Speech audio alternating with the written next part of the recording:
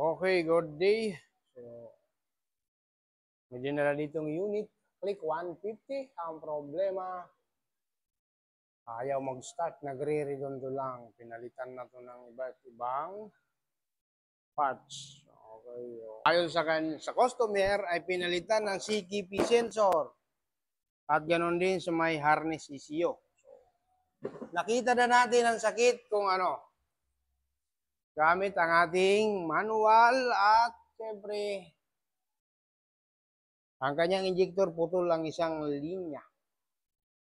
Ang kanyang power supply galing battery fuse. So talagang ayan o.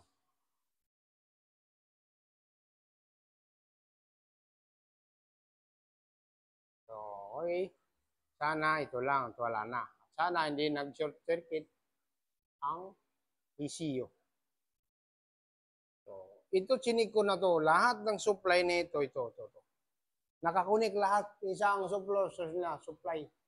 Fuel pump, ignition coil, kasi kanina nung tinis natin, walang kuryente. Dito sila naka-connect lahat.